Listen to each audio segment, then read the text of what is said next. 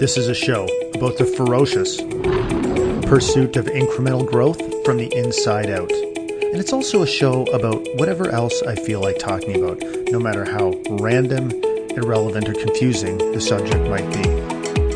You are listening to the Emotionally Excellent Man Show, and I'm your host, Jason McKenzie.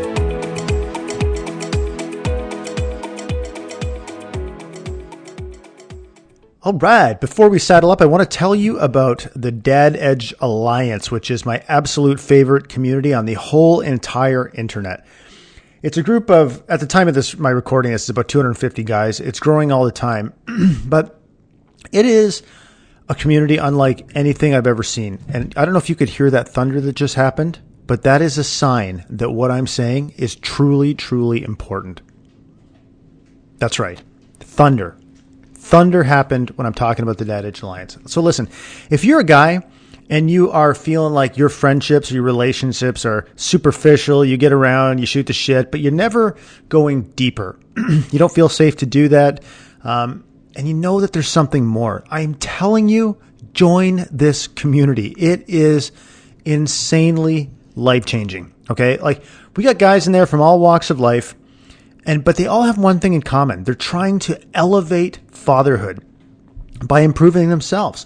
They're leaning in. They're supporting each other. They're learning from one another. They're learning about themselves. They're challenging themselves. They're setting goals. They're holding each other accountable.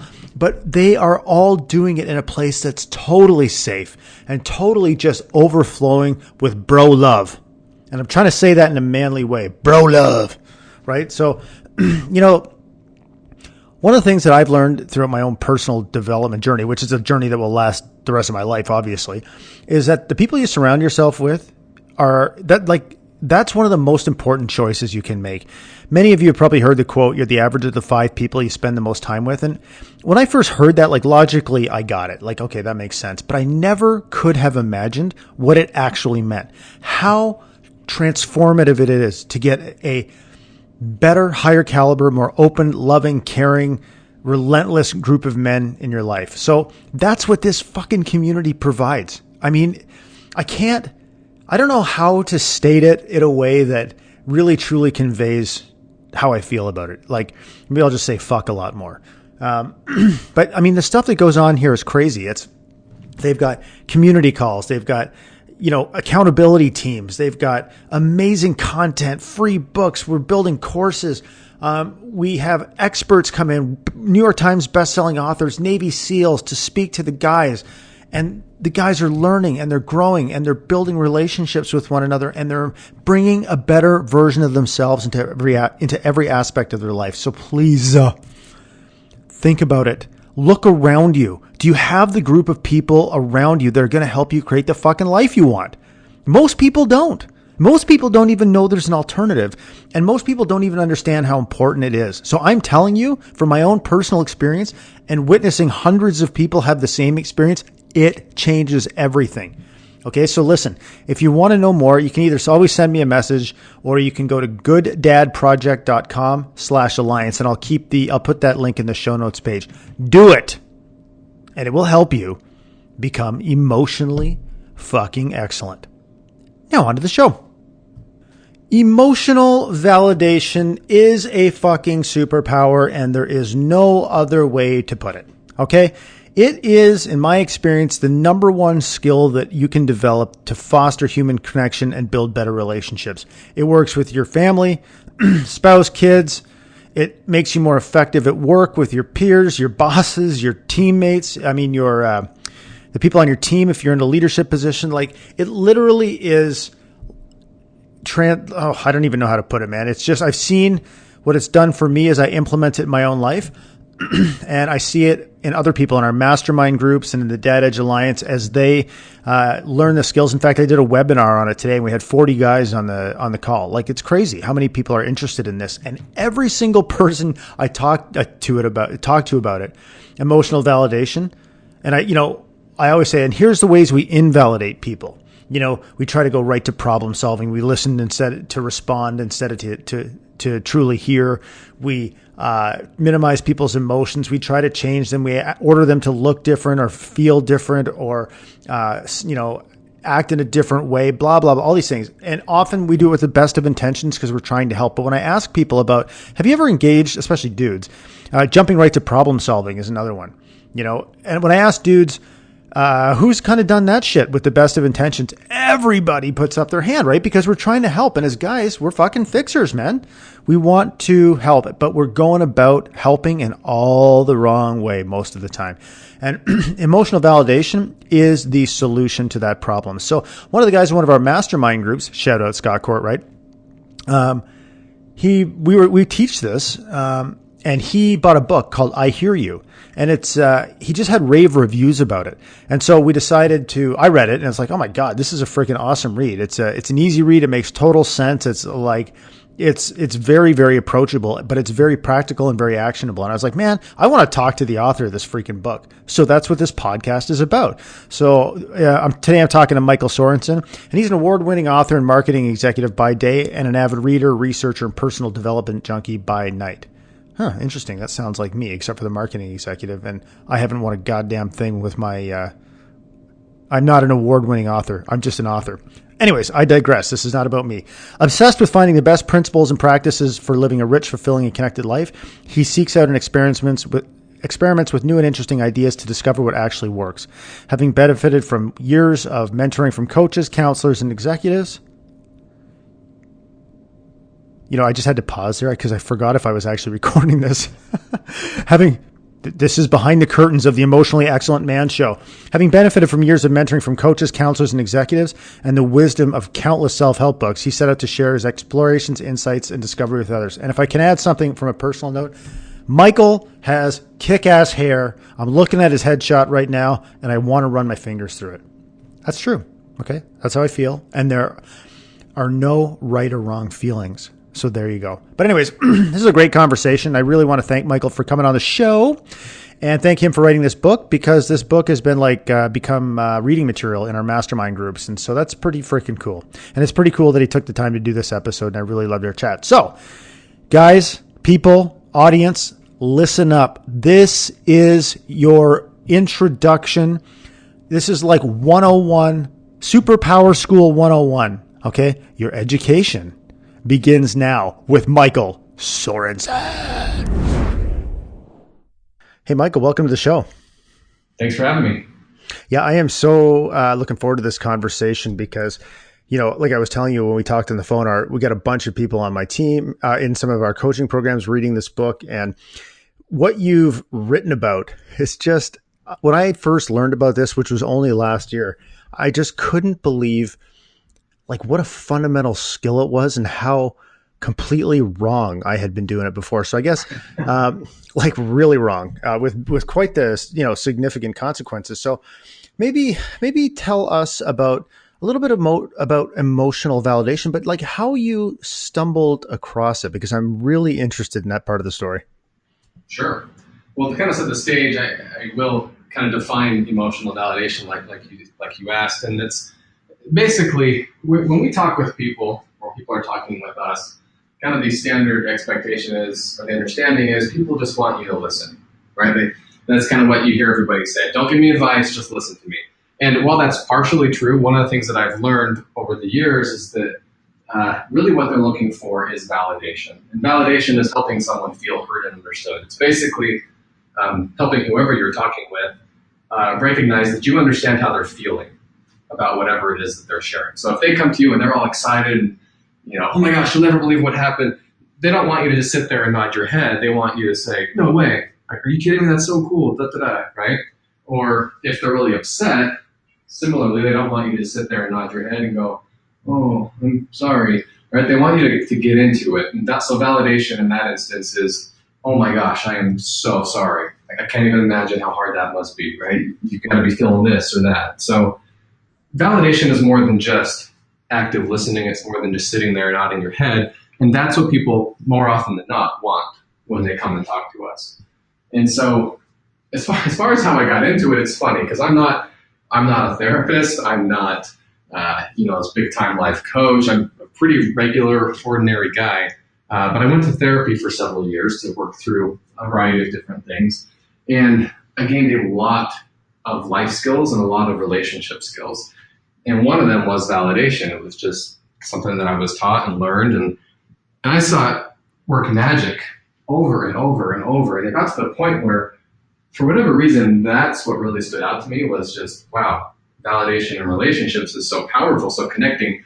And I started talking to people about it, and they're like, what is it? What are you talking about? And I tried to find books, and I found a few articles online, but there really wasn't much written about it that taught it, at least in the way that I thought was easy to understand and valuable. And so I ultimately felt impressed to write my own. Oh man, that's cool. It's funny. So when you wrote the book, one thing I'm curious about, because I've written a book too, and the process of writing a book completely dispelled my own preconceived notions about writing a book. Like, I can't believe how much more I knew about the subject after I finished writing the book compared to when I started, right? Because you spend all this time, thinking about it and reflecting and researching. I mean, what would you say your level of, quote, expertise was before, as you started the path of writing the book versus what it was like when you were finished? Order of magnitude higher, of course, when I'm finished. Because like you said, starting into it, I just thought, this is just something I've learned and I want to share it with others. And so I started just writing down how I actually use it. I was just basically writing it very conversationally. Here's what you do. Here's how it works. But then pretty quickly, I wanted to find data, right? I wanted to find research and studies that backed up what I was writing. And so then I dove in and I looked everywhere. And so there's not a lot of research, but the research that does exist is quite fascinating. So definitely by the end, by publication, I still don't know if I consider myself an expert, but I have a pretty solid understanding, and I realize much more now, even more so than when I started, just how starved people are for this. Yeah, I totally agree. So when you were talking about therapy, like, did you learn about validation because that was a tool or skill like the therapist used with you to make a connection during your sessions? Or was it a skill that you were taught in order to take back in your life and help you work through something or whatever? It was both. Yeah, it was definitely both. I mean, it's something that therapists are taught. It's standard curriculum from as far as I can tell when you're training to be a therapist, how to validate your clients. But we were taught it specifically just to help improve our relationships. So part of, I met with my therapist one-on-one weekly, but then I also met with a men's group. And so what was really valuable to me was to listen to other guys in the room, total spread of age, background, and them talking about, well, here's this issue I'm dealing with my wife. Or my kid said this, or how do I deal with that? And then to learn how validation can help them deal with that. That's where I got a very broad understanding of how to validate. And then they come back and go, oh my gosh, it was like magic. It was so cool. I said this to my wife and she just da-da-da. And that's where I started realizing, whoa, this is cool. So definitely received it from my therapist, but we were explicitly taught how to validate as well. Yeah, what a cool story. Yeah, I learned it. I only learned it last year, like I was saying. And I was I was taking training to facilitate, this is kind of a mouthful, but a training to facilitate peer support groups for family members of people who are emotionally dysregulated, right? So things like personality disorders, like borderline personality disorder or stuff like that, like really, really extreme ranges of emotion. And as I'm going through this training, I at the same time, it kind of coincided with me learning more, about my wife who passed away and her mental health issues and all that kind of stuff. And I'm sitting in this training and we're learning about this and I'd never heard of it. And I'm thinking, oh my God, like I invalidated the hell out of her constantly.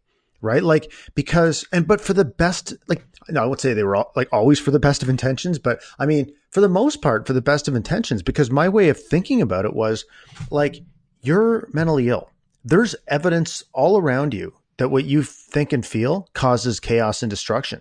So therefore, my way of thinking about it is better. Right. So so when she would come to me and she would be super, super upset about whatever, like, something I thought was ridiculous, which is another part of the issue, is, I would just completely invalidate her by telling her what she was feeling wasn't warranted or made no sense, or I would make it all about me. You think you're upset. What about what I have to go through living with you? Blah, blah, blah. Like all this stuff. Right. And it's like, but sometimes it was done out of anger, but a lot of times it was done to I had no other tool to be able to try to, quote, reasoned with someone. And my way of doing that was not focused on being effective. It was trying to be right. And there's a huge difference between those two things. Absolutely. And you're not alone. I mean, what you just shared, right? You're like, well, that's not true. Like you're trying to help your wife or whoever it is that you're talking with. And that's such a common mistake, but it's often born out of good intentions, right? Someone comes up and says, I feel fat. Well, your first reaction is to say, that's not true. But that's right there is invalidating, because what they're coming to you is just saying, I'm feeling this way. And we want to be nice, and so we shoot it down, but there's actually better ways, more healthy ways to help them deal with that. It doesn't mean, yeah, you are, right? You don't have to come out and just shoot them down, but there are other ways, more effective ways to help people in instances like that. Yeah, and I think, one thing that I had to wrap my head around a little bit was that I had some resistance to the word validation because it sounds new agey somehow. Like it sounds like, okay, yes, we're going to go through all the reasons why everything you're doing and saying is okay. And meanwhile, I want to throw up in my mouth. That's the kind of how I thought about it at first. But, and I guess, how do you talk about or think about that objection that, like, okay, you know what? Sometimes you got to suck it up here. And sometimes I don't want to cater to your every, feeling and disturbance in the force. Sure. Well, it's funny you say that, because I was just talking with some friends about this the other day, that, now that I wrote a book, I'm nervous that everybody I talk to, nitpicks my relationship with them. Well, he's not that, he doesn't validate me, And I'm like, in my mind, I'm not going to say this, then in my mind, it's like, because I don't really want to talk to you right now. Like, it's not, and so there are certainly times when, you don't always have to just bend over backwards. It's a tool for when you're wanting to connect with someone, when you have the time. It's not a tool to manipulate, it's a tool to connect. And so if you don't want to connect with someone, you certainly don't have to just sit there and validate them all day in, day out. It's kind of funny, but it's just a fact. It's just how it goes. Yeah, no, I think that's a good segue, because another thing that validation is not is an absence of boundaries, right? I mean, it doesn't.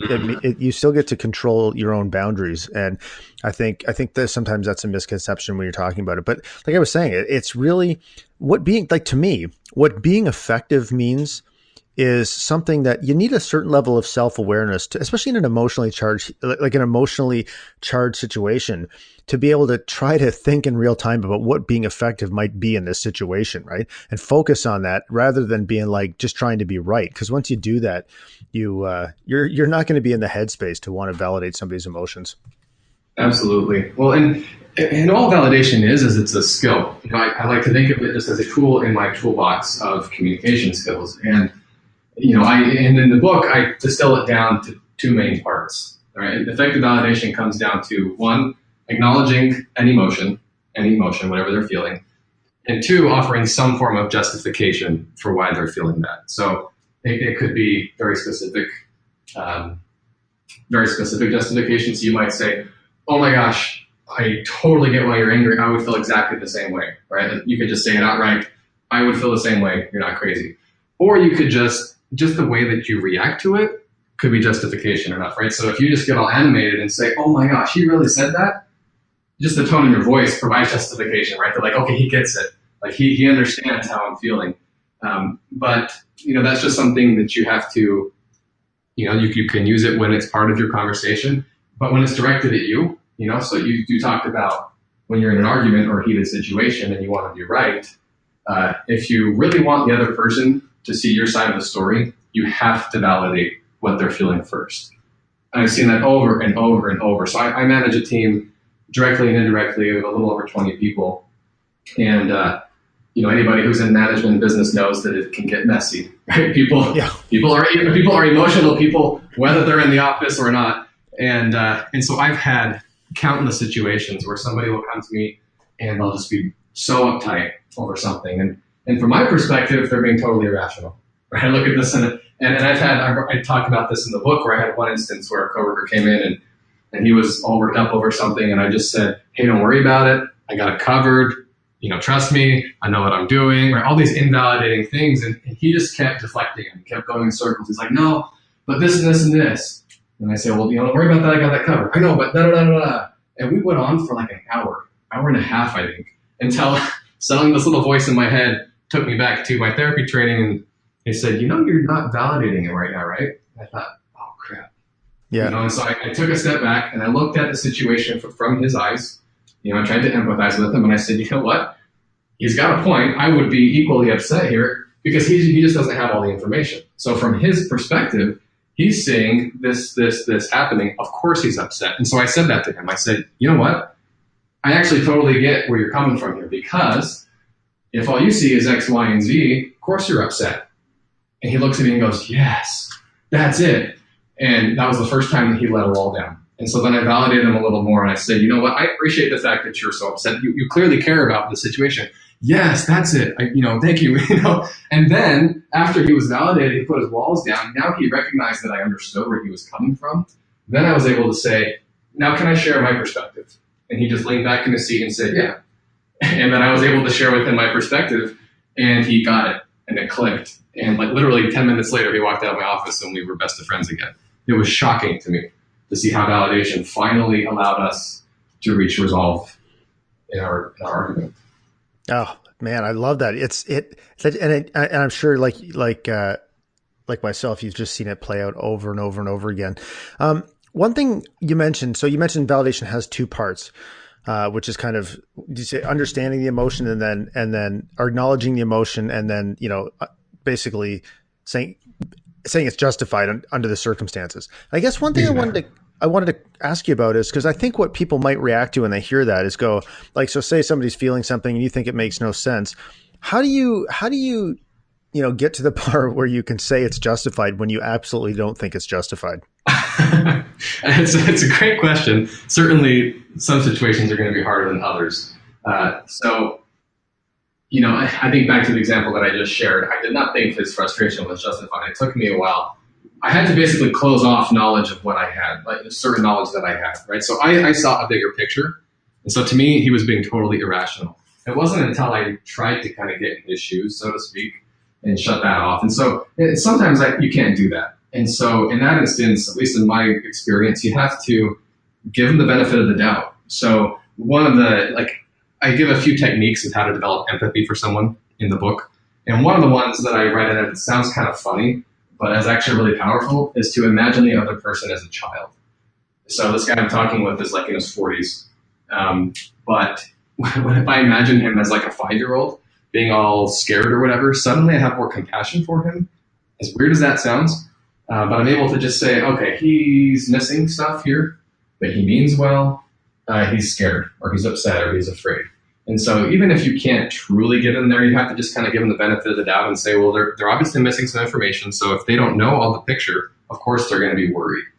And sometimes you might not feel it on a deep, deep level, but most of the time you should be able to get to a spot where, if nothing else, logically you can go, okay, they're missing something here. I can understand how they would feel this way. Yeah, I think curiosity in all aspects of our life is such a gift. Like when I went through, like say earlier in my life, when I was much more bullheaded and, convinced of my own correctness on pretty much every issue I came across, I didn't have any intellectual curiosity to understand, or even acknowledge that, maybe I wasn't right. Like it was very hard for me it was very hard to knock me sort of, change my opinion on something, right? Because I felt like for me at that point in my life, I think I look back at it now and I can see that I had some pretty deep seated insecurities about, like, for example, when I was in a leadership position at work, not feeling like I actually belonged there, not knowing what the hell I was doing, or feeling like I didn't know what I was doing. And so when people would challenge me about something, I wouldn't look at it as,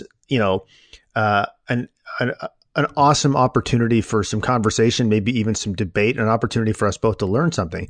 I would look at it as, like, if I didn't know the answer, I would look at it as confirmation about what I already believed about myself, right? Which was I didn't belong. And so when you're in that space, it's like, okay, well, my only option is to, hold firm here on my point of view. And when you're in that kind of headspace, man, you're not curious enough to be able to really try to explore where somebody else is coming from. So I think I always tell people, like, our sense of self-worth is just, it drives every decision that we make. And it's so important to be able to be open enough to recognize that we all have, it's one of the assumptions we got to look at the world with, is that, everybody's truth is unique to them. And it's really an interesting activity to try to understand somebody else's point of view.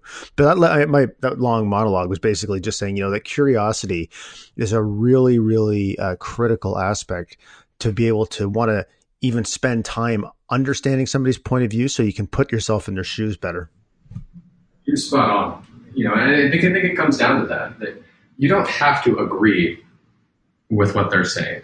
But if you can step back and at least just allow yourself to be curious about what they're sharing with you, that's enough. That's all you need. And you can sit there. It does take a certain level of confidence, though, you're right, to not sit there and just constantly try to think up a way to prove your point or to prove them wrong. But if you can just step back and just listen to them and really take in whatever it is they're sharing, you can take your time and get curious about it.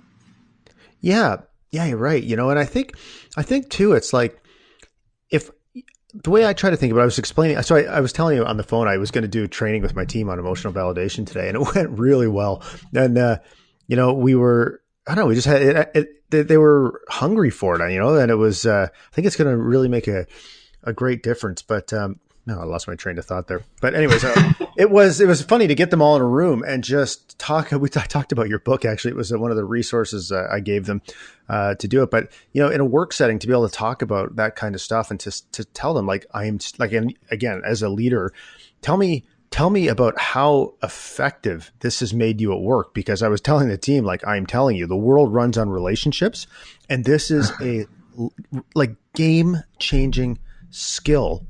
And awareness to help you build better relationships. So what have you seen in your own life or your own professional life about how much more effective this has made you?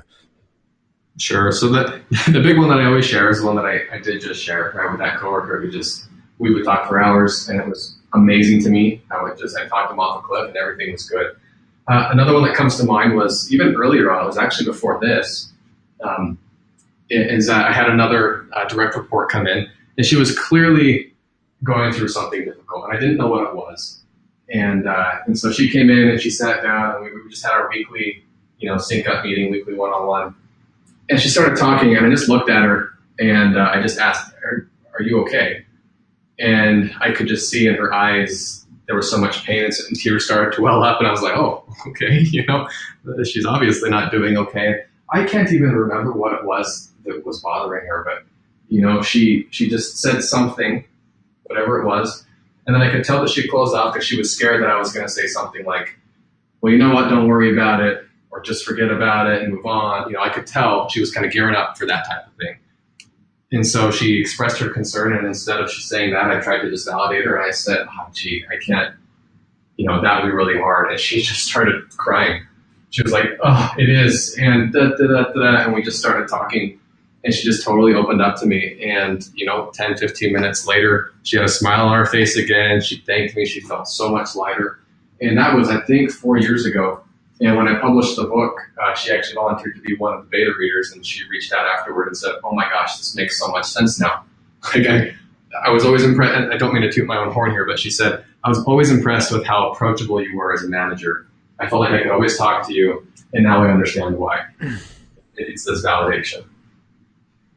Isn't that great? I mean, and so when you look at your team dynamic, for example, because I think like we're talking about, in the leader, empathy is it's a requirement. Many leaders don't really have it, or certainly don't express it. But I mean, an empathetic leader that still has boundaries and all of that kind of stuff is most people haven't really had that experience. And so when you're a person who can validate people, including the people on your team, it by default means that you're working actively to develop a level of empathy, right? So how have you seen that play out on your team as it relates to the team dynamic, team performance? It's a great question. So I work on a marketing team, and we've got different sub-teams on that. So we've got the design team, we've got the video team, we have digital marketing team, we have product managers, we have a lot of different roles. And it requires a lot of brainstorming and a lot of meetings, right? And there's rarely, one of the things that I don't like about marketing is there is rarely a right and a wrong way to do something. there was just a whole lot of potentially good options and a whole lot of potentially bad options. And so people are very passionate about their ideas, and we're all marching toward the same end goal, but oftentimes we have very different ideas on how we get there. And so it helps a lot when working in a team environment where somebody, throws out an idea that I might think is horrible, and they're so passionate on it. They have to feel like I have heard them. They have to feel like the team has heard them and understands where they're coming from, or they're never going to let it go. So you mentioned at the beginning how, earlier on you had a hard time letting go of what you thought was right? I totally know what I'm talking about. Until someone feels validated, they do have a hard time seeing other perspectives. And so I'm not perfect at this because I myself can be pretty hard-headed sometimes.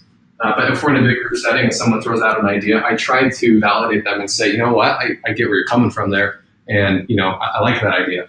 And let's look at some other ideas here. And so even if we get stuck in on something, sometimes I try to just bulldoze over, and that doesn't work very well. But if I can help them realize, okay, yeah, he gets it. He sees where I'm coming from, at least. They can move on. They can better accept whatever the final decision is. And do you think that, so my feeling, like what I see in my own experience is that, that type of behavior contributes to the foundation of psychological safety. It's a big thing I'm nerding out about right now. Google, obviously, I'm sure you've heard, they did that study or whatever. And, one of the most important elements of a high performing team is psychological safety. And I think when we engage in activities that, sort of build a foundation of psychological safety, like empathy and emotional validation, it creates a safe place where inevitably passions are going to get, you want that, right? Passions are going to get, people are going to get passionate about certain issues. They're going to disagree.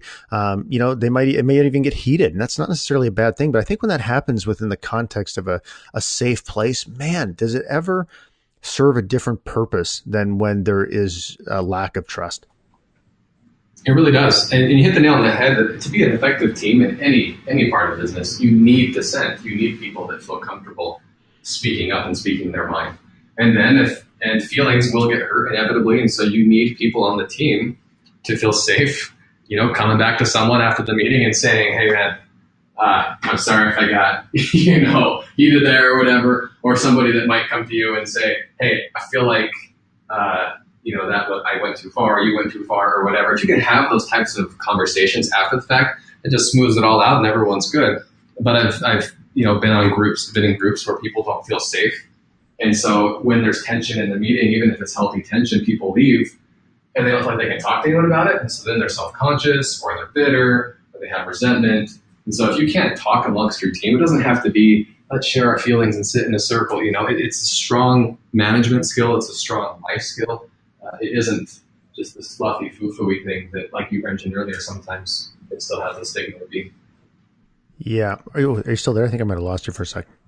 Oh, yeah. Oh, there you go. Okay, cool. Yeah, no, absolutely. And so, it's funny when I talk to guys about it, I always talk about it in a way where, look at this will make you more positively powerful and influential. Like that's, so it's not only like skills that tend to be good for creating and fostering human connection tend to be skills that make you more able to get done the things that you want to get done. And it's not that that's the reason that you validate. It's just a wonderful byproduct of building good relationships with people. And it's a hell of a lot more fun than trying to, are enjoyable than trying to, brute force people into doing what you want them to do, because it takes way too much energy and way too much time, and it's not sustainable. So yeah, you're definitely preaching to the choir here, to say the least. So one thing I'm curious about is so now you're, the people in your life, the people at work, they know you wrote this book on validation. How many times have you heard, okay, man, like, I know you're trying to validate me right now. Okay. Like, please stop. I've heard that a few times. In fact, just an earlier podcast that I did last week, like right off the bat, I just was clarifying a question. I'm like, so you're asking this, right? He's like, stop trying to validate me. And I was like, well, I'm just asking a question. It was all in jest, but yeah, it's kind of funny. And then sometimes, honestly, there's on the flip side where I'm talking to someone and I think they're so nervous to validate quote unquote wrong in front of me that they're just like trying so hard to do it right. And I'm like, hey, whoa, just talk to me, or like, it's not. Yeah, it's funny because I don't know. Yeah, there's definitely something to that, but Yeah, my wife will say that to me sometimes, and I just say, it's the best tool I have for trying to understand where you're coming from. So that's the reason I do it, right? So I mean, it's probably better than the alternative, which is me like rolling over and not ignoring you, or like I'm actually trying to figure out where you're coming from. So, although I'm not going to lie, and maybe you're not a saint like me. I don't know if you've ever done this, but there are times, not many, and I'm not proud of these times, when I've pretended like I was validating my wife so she would stop talking. So I definitely, my heart was not pure. Oh, it cut out here. You said your heart was not. Oh, yeah, my heart was not pure. Oh, well, did it work? Well, I admitted it. Actually, I felt bad. I said, "Oh my god!" I felt like somebody that was using powers for evil instead of good. So, yeah. The reason I asked if it worked is because I've had sometimes too where I'm kind of half-hearted, and but I can see it in their eyes that they're not buying it. Yeah, it's kind of like when you're pretending to listen to someone. Like you're like, oh yeah, I can. They're talking, you're like nodding your head, but your mind is somewhere else. Even if you're looking at it, they can sense it. It's shocking to me. The human brain just gets things like that. And so yeah, sometimes even if you're tempted to try to fake the validation, you really can't. You have to be connecting with the person. So it's not for manipulation, like you said. Yeah. So why do you think it is? This is just kind of off topic, but when you said, the person can sense it, I totally agree with that. I don't understand the mechanism, but why do you think they can sense it? Like, what do you think that is? Oh, did I lose you? Yeah, but I heard, sorry, I don't know what's going on. Yeah, I don't know either. Standing in the same spot. So I heard your question. Should I just keep going? Or Yeah, of course. Cut this out if need be. As far as why they can sense it, I don't know either, to be totally honest. I just know that it's true. But in my research, I found several studies that just talked about the effect of body language on communication. Mm-hmm. And some researchers estimate it to be as high as 70% or more of our communication is nonverbal. That number's been debated back and forth, but the basic idea, I think, is sound, that if your body language is showing, either your eyes are not really focused on them, or you're looking other places, or you're fidgety, there's a billion different things, and our subconscious minds just pick up on all that. So even if it looks to us like they're paying attention, even if they're saying the right words, we can pick up on these subtle inflections. You can tell if someone is feeling what you're feeling. You can tell if they mean what they're telling you. And I don't know how it happens, but I know for a fact that it's true. Yeah, I agree with you. There's human interaction is so complex. Hey, so why do you think, because this is such a powerful tool, do you have any thoughts on why it was so hard to find a book that had already been written about this? I asked myself that same question. And the only thing that I can think of, because I did find a few a few blog posts that talked about it, but not very in depth. The only thing I can think of is that there's a whole lot of books on listening. And I think people just kind of assume that covers it. That they're like, oh, that's it, And then, but I couldn't tell you. I resisted writing the book for a long time. Let's be clear. I've never said, I didn't grow up thinking, man, I just really want to write a book and be an author and all that kind of stuff. I truthfully wrote this because I just could not find anything else that taught it in a way that I thought was effective and valuable. So for better or for worse, it's out there. Yeah, well, I would say it's for better, for sure. Judging by the reaction, and it's funny because one of the things we learned in that training I was telling you about that I took was a couple of assumptions. One of which I mentioned already, but one assumption that I love is that it makes it's helpful to interpret things in the most benign way possible, right? So we had a guy in our mastermind group a couple of weeks ago, and things can get pretty heated with his wife, and he's really working on, honing his validation skills. And it can be pretty challenging, right? Because we could talk about this in a second, but it can be incredibly difficult to do in an emotionally heightened situation when you feel like you're under attack. But one of the things that he said, when he was quite upset when he was talking about it, and he was saying, and then she gets totally upset and she says all this shit to me and she's trying to hurt me. And I'm like, okay, just, you got to stop right there, man. because if you are assuming that her motive in the thing she says is to try to hurt you, you're kind of done at that point. Like you're not going, you can't validate from that headspace, right? So the truth is, there could be a million reasons why she is doing and saying the things that she's doing. Like, I know in this case, there's some issues with trauma when she was a kid. Like, there's been some past, the point is there's a billion variables that contribute to why somebody's doing the things they're doing. And so often that what we do is we project our own shit onto them, and assume they're doing things that confirm our worldview. So what we talked about was taking a more, actively, and this is extremely hard, but really actively trying to find a more benign interpretation of what the person is doing. And that will, you need curiosity to do that, but doing that will give you, I think, a better, again, frame of mind to be able to want to be curious enough and to validate in the first place. Oh, absolutely. And, as you're talking, I was thinking, I'm glad you bring this up because I learned a lot of things going through therapy. Certainly it was not just validation, right? And it was all this emotional honesty stuff. It was learning how to deal with conflict. It was learning how to empathize with people. And you're spot on that if you're in a really heated argument, you have to find a way to calm down. You have to find a way to get to a more balanced mindset before you can validate, before you can do anything that will help the relationship. And so I love that you host these mastermind groups because to me, like I said earlier, that's one of the most valuable things for me from therapy was building a network of guys that I could call, that I could reach out to. And so if I'm in a heated argument, I have to learn to recognize that I'm not in a good frame of mind. So I need to, gracefully just back out of the conversation and say, can we talk about this a little bit later, right? If it's possible, try to step out of it. And I call a guy and say, dude, here's what's going on. I take that out of my mind, and that guy can kind of walk me off the edge. At that point, you often need an outside opinion.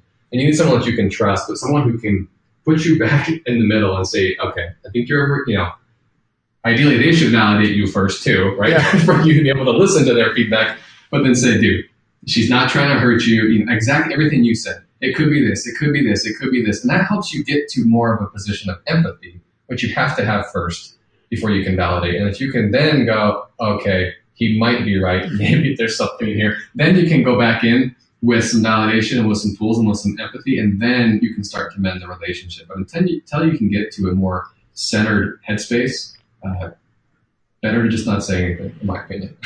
Yeah. And, as you were talking, this is why I love having these conversations because you always think of new things and learn something new. And, I think one thing too, like I'm imagining, some of the guys I know, dudes, and they'll be like, oh my God, man, you're trying to tell me like when my buddy comes up to me, I got to say like, okay, I understand how you're feeling. Like, but I think what, with a certain level of intimacy and familiarity, when you have a really connected relationship with somebody, I think, and there's a high level of trust. I think that, and stories exchanged and values shared and all that kind of stuff. I think there can be an implicit sense of validation where a guy in that situation, because I do this all the time, can say to another guy like, holy God, man, you're being a fucking idiot. Or, you know what I mean? And know that there is the trust in, like, again, that validation is implied because of the trust in the relationship. Yeah. Well, and it doesn't have to be, again, like, I feel your feelings, right? So if you're in that situation, dude, you're being a total idiot. You can call someone out like that and you can still validate them in a way that's not so soft. You can be like, dude, I get where you're coming from. Obviously she's X, right? And you should look at it this way, right? Yeah. That's still validating. Like you have to show them that you understand how they're feeling, but it doesn't have to be soft voiced. Yeah, say, right. How are you feeling? Validation alone, just if I relate the story to you about my wife and I'm all upset and you get upset with me, that's validating in and of itself. Yeah. That's a good point. So yeah, because I know that's a very powerful tool for connection is kind of like that mirroring, right? Like mirroring somebody else's sort of expressions or emotions. Oh, sorry, I lost you there. You said that's a very. Oh, I said, sorry, that's a very powerful tool, like, mirroring, right? Mirroring somebody's sort of, gestures or emotions, right? Makes them, Yeah. so yeah, that's really interesting. Okay. So, one thing I wanted to, so we haven't gotten in yet to like the 4 steps of validation. So we've kind of given us some examples, but I mean, when you're in a situation in the book, you outline 4 steps to go through. So can you walk us through what those are? Sure. So the first step is to listen empathetically. I can't remember how I wrote it in the book, but to listen with empathy, right? Yeah. We've been talking a lot about that. You got to hear what they're saying to you, but you also have to understand what they're feeling.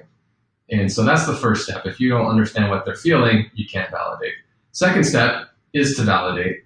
And I go into the book about a handful of different examples and different ways to do it, right? But we've talked about how validation includes 2 parts. You identify the emotion and you give them some justification. Oh my gosh, I can't even imagine. I don't even know how to react in that situation, right? So you listen, you validate. Then the third step is that's where you give advice or assurance or feedback. So again, the situation with your buddy, he calls you up, dude, I'm so ticked. So you listen to him, he vents to you, starts to calm down. You validate, hey, dude, I totally get what you're feeling. Can I share my perspective? Do you want some advice, right? One of the things that I hound on in the book is you need to ask permission to give advice. Nobody loves unsolicited advice, especially if you haven't validated them first. They get defensive. I've already thought about that. Yeah, but there's all this kind of stuff. But if you listen, step 1, validate. Step 2, then give advice or assurance. Hey, it's going to be okay. Step 3. Then the final step seems kind of unnecessary, but it's huge, and that's just to validate again. It almost kind of sandwiches it. So after you've given advice, after you've given feedback, it's always good to just wrap it up with, dude, again, I got to say, that's a tough situation. Good luck. That extra bit of validation just wraps it up, and it makes it such a powerful and connecting conversation. Yeah, I like that you've done that you've laid it out into some clear steps to give people some, actionable advice to take with them into the real world. There was a question I wanted to ask you, and I'm having a senior moment, I think, right now.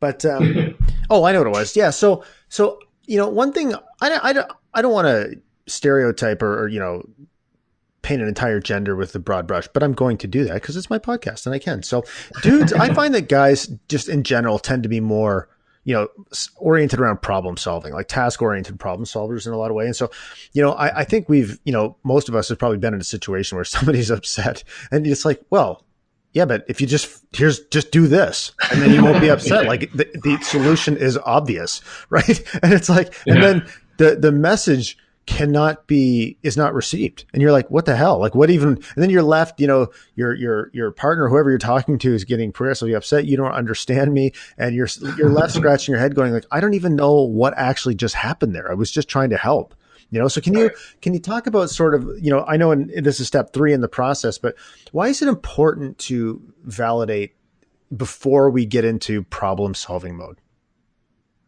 I love that you asked that question because everything you said is so true. It's a stereotype, but it is generally true that a lot of guys just like to jump in and fix the problem. And it's so funny because most people don't know that they should validate, right? So, right. And most people don't know that they're wanting validation. That's the crazy thing, right? So I think of an example. I would always go to my father and I would come to him with a problem or something. I'm all ticked, I'm all upset.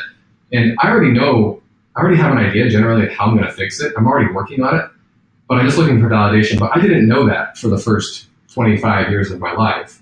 And so I'd go to him and I'd say, this is happening, this is happening. And then he would jump right in and be like, well, here's what you should do. And I would get defensive all of a sudden, right? And I start pushing back and I'd be like, well, I'm doing that, but this is like, well, then how about you do this? I'm like, no. And we talk for a little bit and I get more upset and then he's starting to get upset or at least confused because he's like, well, why are you talking to me here then? If you don't want my advice, why are you here? And it was shocking to me how I couldn't figure it out. And then when I learned about validation, it suddenly clicked. I was like, oh my gosh, I'm not always wanting advice from my dad. I just want him to see what I'm going through. And so I actually talked with him about it and he's been working on it. And it's amazing to me, the difference in my relationship with my father now where he still has to give advice. We all want to give advice, but he makes an effort to just listen to me and say, dude, that's tough. It's amazing how then I let down my walls, and then I ask him for advice. And then he can give it all day long, and I'm excited, I'm taking it in, I'm writing it down, But until you validate someone, they get defensive almost, even if they're just venting to you. Yeah, I've definitely seen that. And, you said something in the book too, which I think is super, super important, because I think what happens where we really, as human beings, go down the rabbit hole is when we start having emotions about our emotions.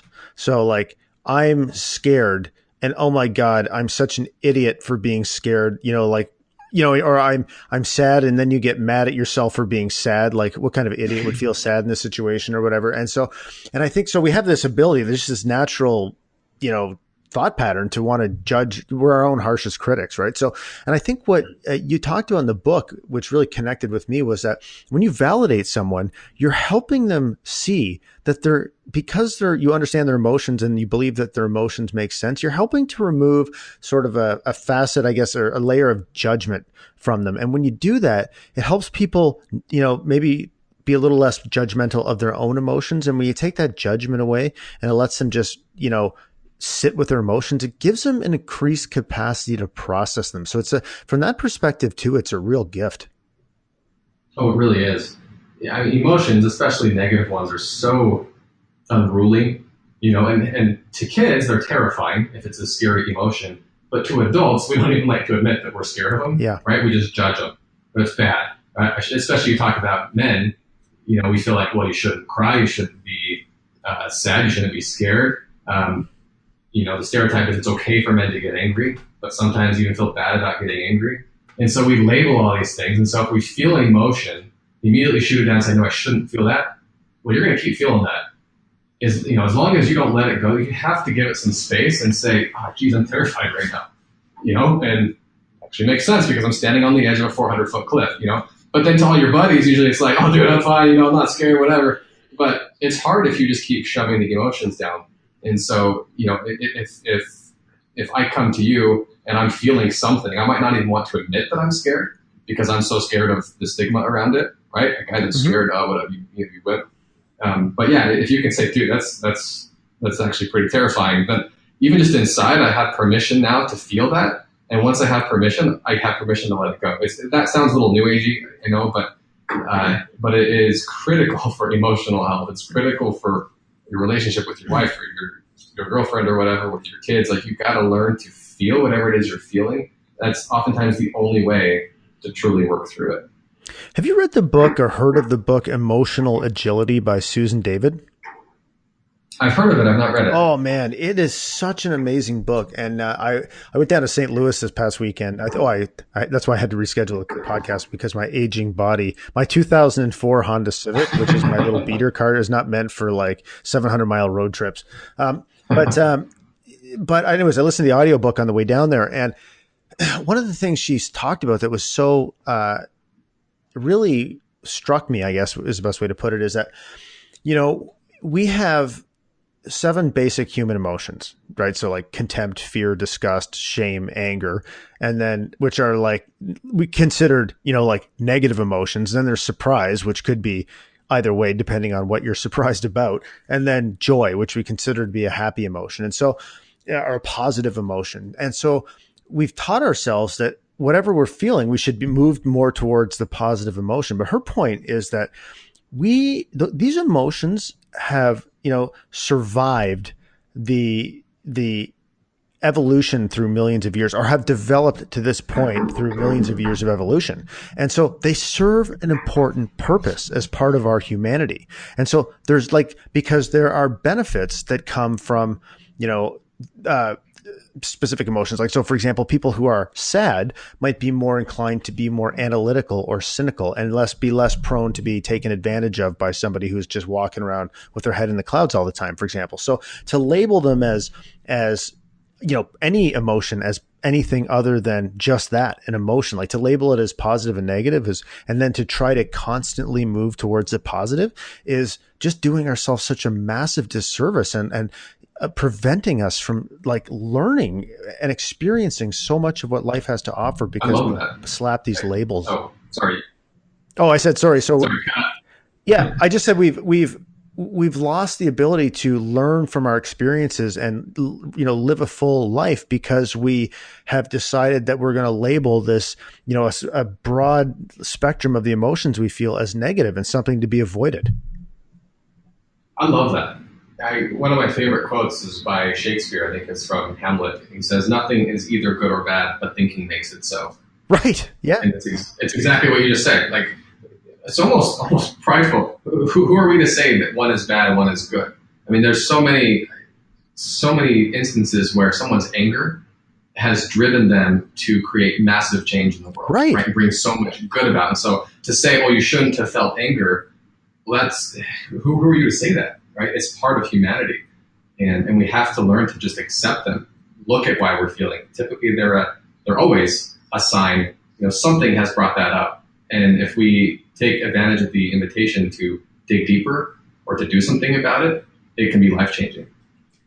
Yeah, well said. Well said. So, okay, well, hey, listen, so what's got you interested, not really so much like any specific projects, but I'm curious about what topics actually have you interested right now? Cause I'm like way down the rabbit hole on this idea of emotional excellence. Like, I'm just like, this is what I do.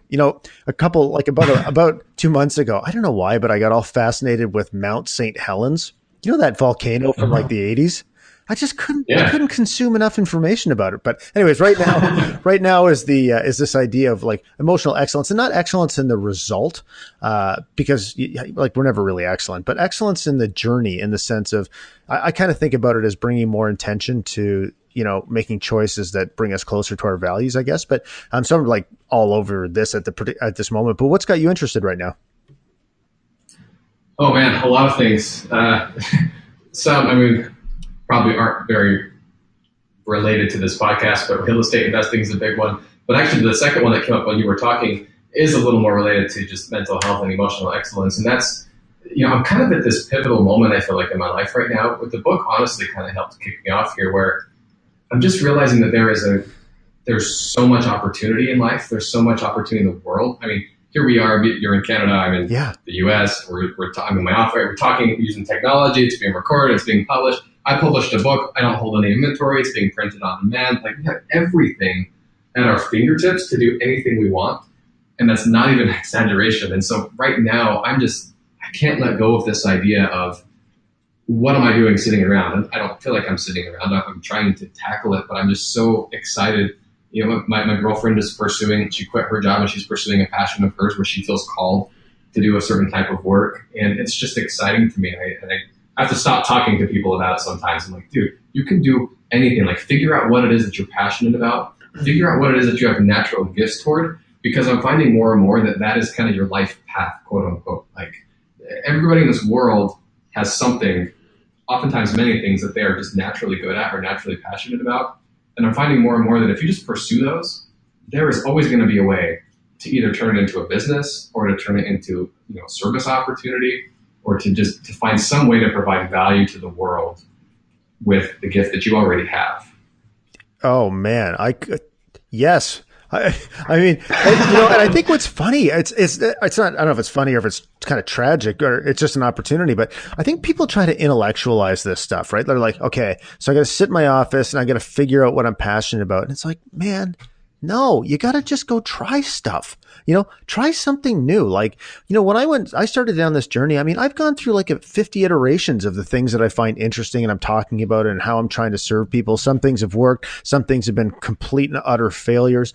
And, it's been a journey of my own personal growth too. Like, I mean, I've suffered from tremendous anxiety and feeling like crap, and, but the highs of knowing you've helped someone are vastly better than anything I had ever experienced before. And but you gotta just take the first step and understand that it's all an experiment, man. Like, you know what? Some of them will produce the results you want and some of them won't. And if they don't, that's interesting. But it really is an experiment, and we're all kind of alchemists, and I think just getting out there and getting your hands dirty and it could be the smallest thing. It doesn't have to be world changing. Just make a tiny tweak and see what happens, Right. Well, I'm a pretty risk averse guy, and I'm quite analytical. I'm very creative, but I'm also very analytical. And so I like to do things right. and I like to be very deliberate. And so I don't even necessarily advocate, being irresponsible and just going out and trying crazy things. But like you said, it doesn't have to be big. But if you have something, if you're drawn towards something, try it in a small way. If you're like being analytical, right? You don't have to just quit your job and sail around the world and try to discover your soul. There's so many ways to get started on something, but it drives me crazy to think of people who just sit, they just work their 9 to 5, they come home and they watch TV, they go to bed and do it all over again. I'm like, oh, there's so much more in this life. Yeah. You just got to get out and start trying stuff. Well, yeah. And, I think another thing that's really important too is like exactly what we're doing right now. Like neither of us will ever be the same as a result of having had this conversation with one another. That's just how it works. So I feel like, for me, you can't just, when you have an idea, people make meaning from conversation. So get out there, like this idea of emotional excellence, for example. When I first thought of this, I'm like, I don't even know what this means. It just sounds good, but I feel like there's something here, and I still don't have a clear, total understanding of what it means, but I just talk to everybody about it, right? Because I'm like, what do you think about this idea? Like, can we talk about it? And because it's in those conversations that you start to make sense out of things. So I think so often people remain in their own heads, but so go ahead. Sorry, no, you cut out. I thought you were done speaking. No, I was just saying, yeah. So people just get stuck in their own head, and you just get out there and exchange your ideas with other people's and be curious and listen, and you will be blown away by how much you learn and how quickly you change. I love it. I couldn't agree more. It's just, and again, you can connect with anybody in the world now. Yeah. There's so much opportunity. Yeah, cool. Well, listen, man. So, first of all, thank you so much for doing this. And for our listeners, what's the best way for them to, I'll definitely put a link to the book.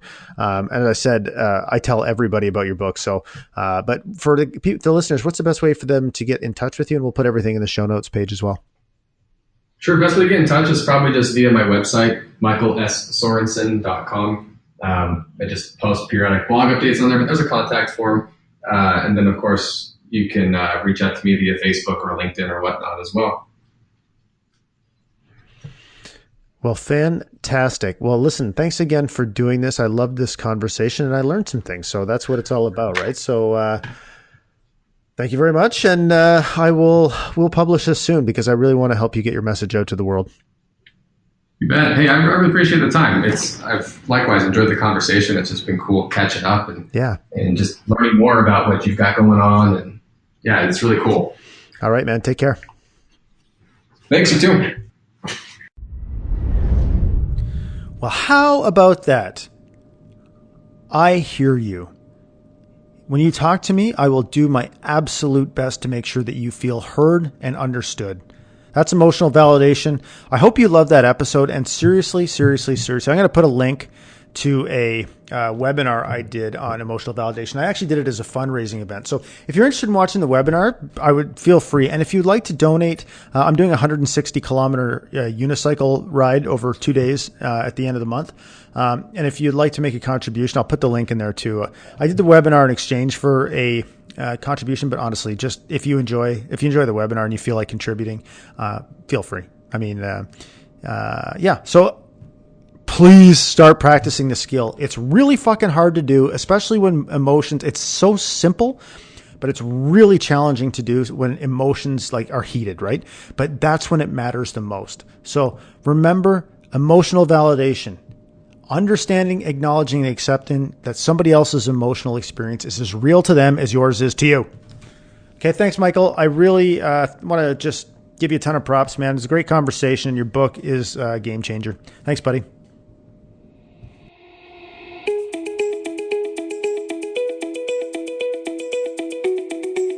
Thanks for listening to the Emotionally Excellent Man Show. Now, go own your shit like the powerful, handsome boss man that you are.